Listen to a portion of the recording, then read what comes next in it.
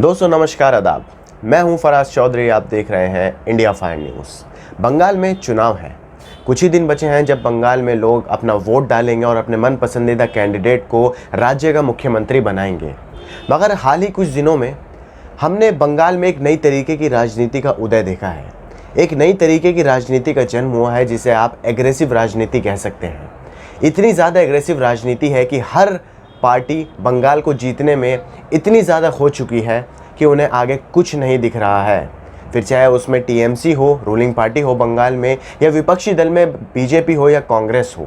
बड़ी बड़ी रैलीज़ की जा रही हैं, बड़े बड़े कैंपेन्स किए जा रहे हैं, बड़े बड़े भाषण दिए जा रहे हैं। और इन्हीं सब के बीच कल एक खबर उठकर आती है कि बंगाल की मौजूदा मुख्यमंत्री टीएमसी नेता ममता बनर्जी पर हमला हो जाता है।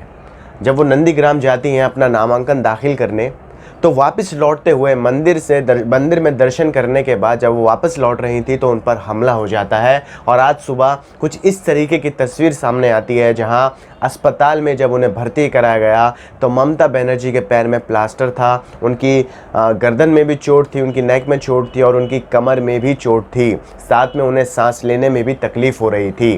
तो ऐसे राज्य में जहाँ बस कुछ ही दिनों बाद चुनाव होना है, ऐसे राज्य के एक मुख्यमंत्री के साथ ऐसा बर्ताव होता है और ये हम सब राजनीति कहकर चुप हो जाते हैं। आप सोचिए, अभी एक और कोइंसिडेंस होता है इसी घटना को लेकर कि अभी हाल ही में कुछ दिन पहले ही अंतर्राष्ट्रीय महिला दिवस गया है।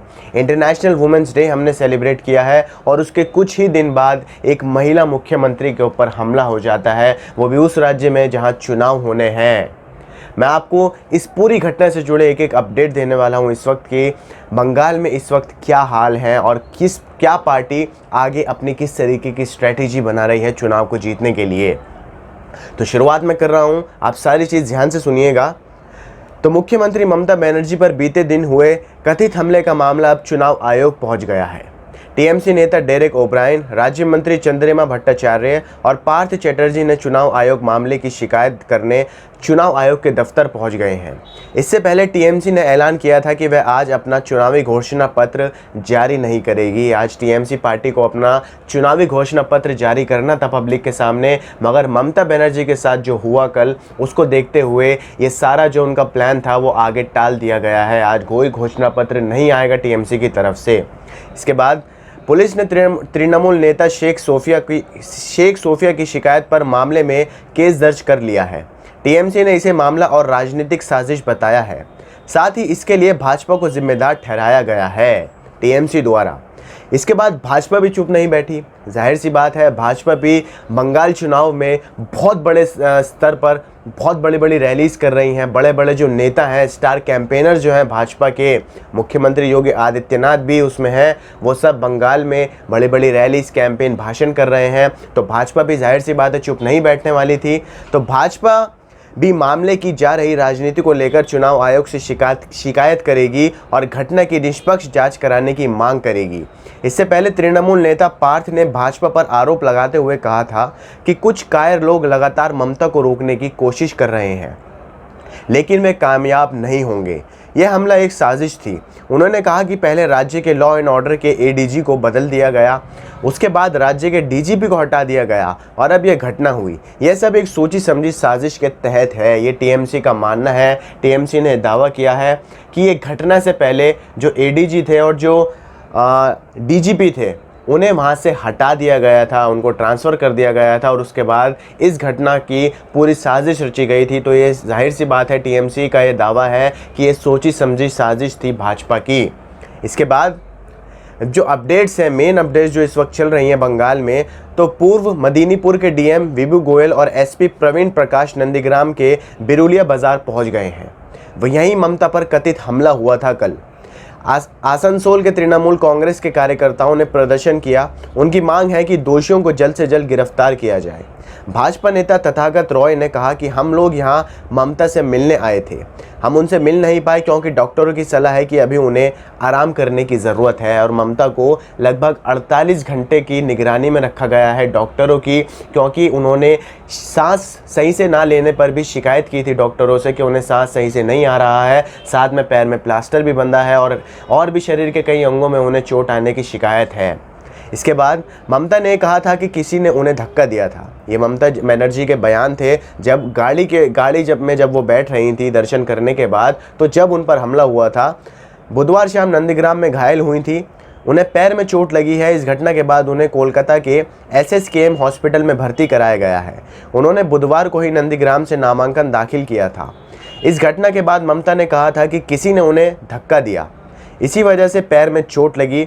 ममता का यह कहना था कि 4-5 लोगों ने गाड़ी एकदम बंद कर दी, मुझे बहुत चोट लग गई।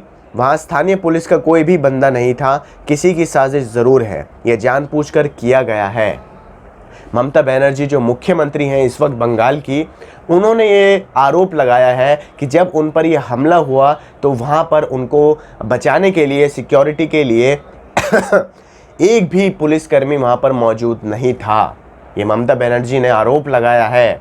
इसके बाद भाजपा ये बोलती है कि एक सियासी स्टंट है। साथ में कांग्रेस ने भी कहा है कि ये ड्रामेबाजी कर रही है ममता बनर्जी। विपक्षी दलों का ये आरोप है ममता बनर्जी पर। भाजपा के बंगाल प्रभारी कैलाश विजयवर्गीय हैं जो ये कहते हैं यह ममता का सियासी स्टंट है। टीएमसी इस मुद्दे का राजनीतिकरण कर रही है। हमारा मानना है कि ऐसी घटनाओं पर सियासत नहीं होनी चाहिए। मुझे उम्मीद है कि चुनाव आयोग राजनीतिक हिंसा को नियंत्रित करने के लिए पश्चिम बंगाल में पर्याप्त केंद्रीय बल भेजेगा। जब से चुनावी घोषणा हुई थी बंगाल में, जब से लोगों को पता चला था कि बंगाल में चुनाव नज़दीक आ रहे हैं, तब से आपने देखा कि बंगाल का हाल क्या हो गया। बीते 4.5 सालों में बंगाल में ऐसा कुछ नहीं हुआ था, हिंसा इतनी नहीं हुई थी, मगर जैसे ये चुनाव की खबर फैलती है तो एकदम से बंगाल चलने लगता है। कहीं भाजपा कार्यकर्ताओं का प्रदर्शन होता है तो कहीं टीएमसी कार्यकर्ता जाकर प्रदर्शन करने लगते हैं। इसके बाद वही पार्टी के प्रदेश उपाध्यक्ष अर्जुन सिंह कहते हैं ममता बनर्जी ने हमदर्दी पाने के लिए ड्रामा किया, उनके साथ भारी पुलिस फोर्स मौजूद थी, ऐसे में उनके करीब कौन पहुंच सकता है। हमला करने वाले अचानक तो प्रकट नहीं हुए होंगे, उन्हें पकड़ा जाना चाहिए। अब यहाँ पर बात आती है कि भाजपा आरोप लगा रही है ये सियासी स्टंट है, ये ड्रामेबाजी है। तो अगर ये सियासी स्टंट के, आप मान लीजिए आप इसे सियासी स्टंट की कैटेगरी में भी रखते हैं, आप इसे ड्रामेबाजी की कैटेगरी में भी रखते हैं, तो भाजपा नंबर 1 आएगी अगर आप ड्रामेबाजी में देखें या आप सियासी स्टंट में देखें। क्योंकि जब बंगाल में गृह मंत्री अमित शाह ऐलान करते हैं कि अगर उनकी पार्टी की सरकार बनती है, भाजपा की सरकार बनती है, तो वो 18,000 रुपये हर किसी के बैंक अकाउंट में डालेंगे। तो ये क्या है? इसका मतलब आप लोगों को चारा डाल रहे हैं, आप लोगों के सामने चारा फेंक रहे हैं कि आप चारा खा लीजिए और हमें चुनाव जितवा दीजिए। इसके बाद पल पल पल प्रधानमंत्री मोदी जी भी बड़ी बड़ी बातें कहते हैं। कई बार वो इमोशनल हो जाते हैं अपनी बात कहते कहते, जब वो देश के लिए कुछ कहते हैं, बंगाल के लिए कुछ कहते हैं, तो क्या उसको सियासी स्टंट में नहीं डाला जाएगा? खैर आगे बढ़ते हैं। तो नंदीग्राम में ममता शुभेंदु आमने सामने होने वाले हैं। ये दोनों टीएमसी के बहुत बड़े नेता थे। ममता बनर्जी अभी भी टीएमसी की बहुत बड़ी कद्दावर नेता है। शुभेंदु भी टीएमसी के बहुत जाने मानी शक्ल थी, मगर अब वो भाजपा में शामिल है और भाजपा ने ममता बनर्जी के सामने शुभेंदु ही उतारा है।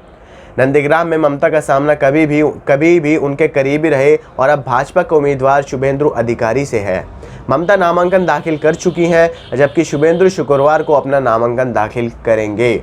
अब ऐसे में सबसे पहले बात आती है कि हम सब कामना करते हैं कि ममता बनर्जी जिस भी हालत में है वो जल्दी से जल्दी स्वस्थ हो जाएं और दोबारा से चुनावी मैदान में उतरें और अपनी चुनावी रैली, जितनी भी कैंपेन्स हैं उन सबको दोबारा से पूरा करें। बंगाल की जो जनता है उनसे जुड़े जाकर, क्योंकि देखिए बात कोई भी हो, चाहे राजनीति इसमें हो या ना हो, चाहे ये सियासी स्टंट हो या ना हो, चाहे इसमें ड्रामेबाजी क्यों ना हो, मगर एक राज्य की महिला मुख्यमंत्री के ऊपर हमला हुआ है, वो भी जब वो अपना नामांकन दाखिल कर अपने घर जा रही थी, उनकी गाड़ी में ही उन पर हमला हुआ है। तो ज़रूरी है यहाँ पर सारे विपक्षी दल भी आगे आकर टीएमसी का साथ दें, ममता बनर्जी का साथ दें और जिन भी लोगों ने काम करवाया है या करा है, जो भी इस साजिश के पीछे लोग हैं, उन सबको जल्दी से जल्दी पकड़ा जाए।